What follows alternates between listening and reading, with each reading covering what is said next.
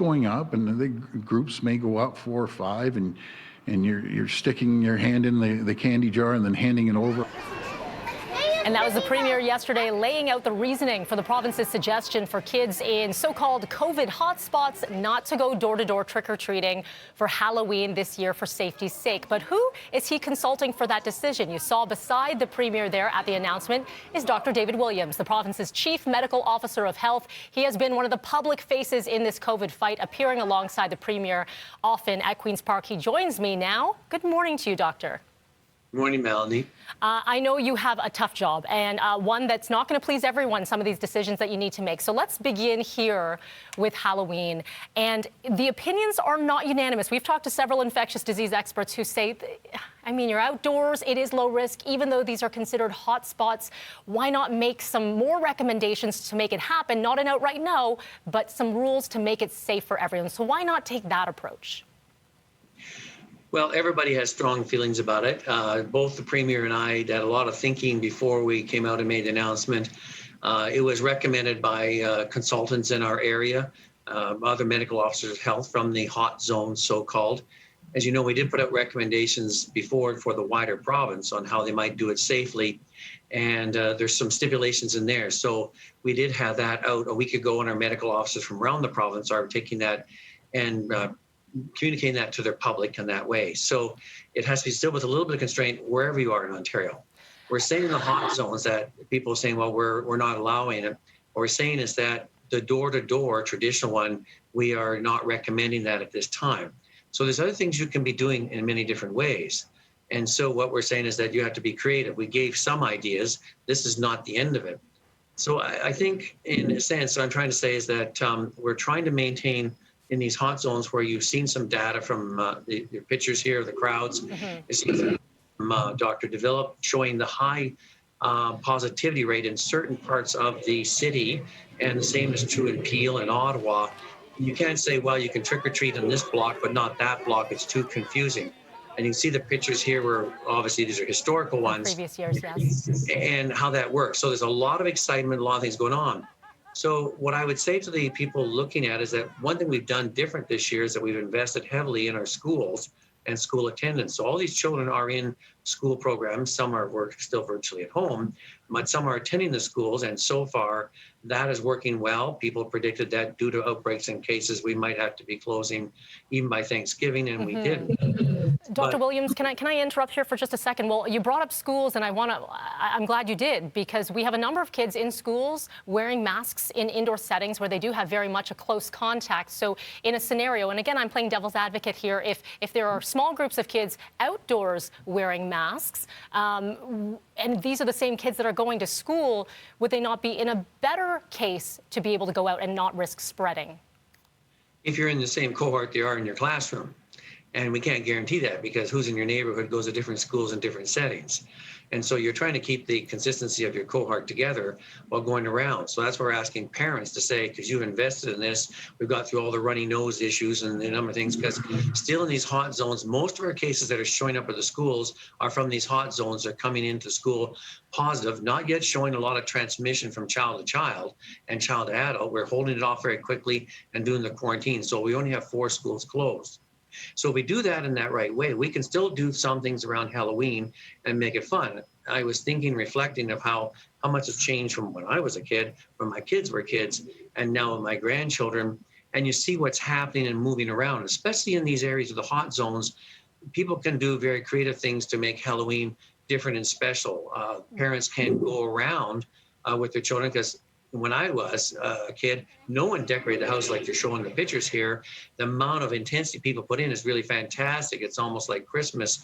And you go around neighbors, you drive around and you go and see them, and you want to spend a while, 20, 30 minutes looking at all the different things, because there's a pile of them that they put out. Yeah. You can do that, and you can do visiting, and you can go to your friends' places, and they have a curbside with distancing, and they have a whole bag of goodies, not just the same treats you get everywhere else. And you can do creative things that you have control over as the parent to maintain your child's cohort care in that school setting. Dr. Williams, are you nervous that I've had conversations with other parents who have said, and I know it's not recommended to do, is to go outside your region and trick or treat. Are you nervous that this could potentially happen? A lot of the conversations have been around pandemic fatigue. A lot of people just don't want to be told what to do anymore if they think that they can do it safely. I understand you are in a very difficult position because you are thinking about everyone's safety and well-being. But are you nervous that people are going to, just plug their ears at this point and do what they're going to do? Well, we've seen some of that happening. We're trying to encourage people to stay the course. Our numbers are still substantial. We're going to go up a little higher again today, and we're going to have to be cautious on that. And most of those cases, again, are in the 4 hot zones, as we've noted there. And so we have to be very careful to not extend that and to try and beat the curve down and get it safely at lower levels and keep our schools open, keep our places open, and reopen some of our stage 2s that we're hoping to do within the 28 days. So we're in this sort of tight timeline, and we're trying to hold there. So I'm asking, there's things that I was thinking the other day that when we used to do it in the past, you can do now. For example, if you want to go to grandma's place and a curbside distance visit, you can spend the more time doing that. In the past, we used to get homemade stuff given out, but because of some bad behavior by people, that was pretty well stopped. Now it's all prepackaged, the same stuff. You may want to still go to grandma's place and get her special, or nana's place, and her special cookies or whatever, and she can make up a treat bag for you and things like that. So there's many things you can do. And again, I'm really focusing on the younger children, the high school kids in that way. And they can do other things that are creative in that matter, and the packaging and candies and things. So I think there's things we can do. We're not saying right ban, do all those type of things and be creative. Outside of Halloween, when we look at the numbers you mentioned there, you say that there's going to be an uptick today. Do you have those numbers available? I think we're going to let the final numbers here. New cases in Ontario will be over 800. Over 800 and today, so okay. Over 800 again. And so that's concerning. And we're still watching, as I said, a lot of those are in the 4 hot zones per se. And so we have our work ahead of us to keep bringing those numbers down to an acceptable rate to decrease the community transmission. Because that's the thing, if it's that high and those percent positivities in those neighborhoods are that high, when your family and children are out around intermingling with so many people and so many houses that you have no idea what, if there is someone incubating or not, and they've done the proper procedures. That's what I'm really saying is the parents have to really make that decision. They have to be very careful. We're leaving it to them to say, we're recommending, you have what you want to do. What are you going to do to maintain the sanctity of your cohort, your child's thing, going to school and safety? We're leaving that to your option. You mentioned there in your press conference yesterday that we seem to be doing a bit of a plateau, but as mentioned, over 800, that is a bit of a hike. So we'll be watching those numbers closely. But we do have a guest coming up later on in our show, Sean Desmond, who you're probably familiar with, amazing musician. He was part of a petition that wanted to keep dance studios open, and now we're going to be able to see that in those modified stage 2 zones. Can you talk about that decision in making this happen and what it all included, rather?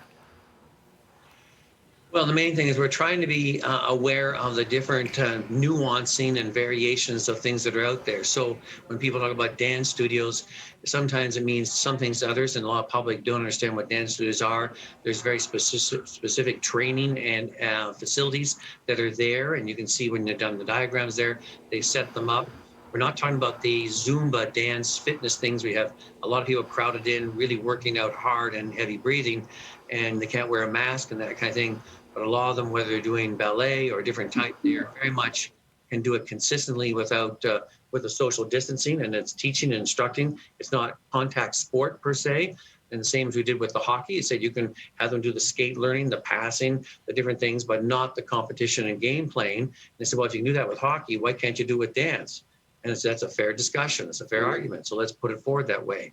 So we're trying to be as adaptable as we can to take into consideration everybody to stay the course and understand the nuancing of the different things without getting too confusing with the public. But we understand there has to be some flexibility and variability because these are legitimate exceptions and reasons why it could take place and still be done safely. Dr. David Williams, we appreciate your time, and let's check back in and have our fingers crossed for Christmas. Please save Christmas, Dr. Williams. That's the plan. Okay, thank you so much. Have a great day.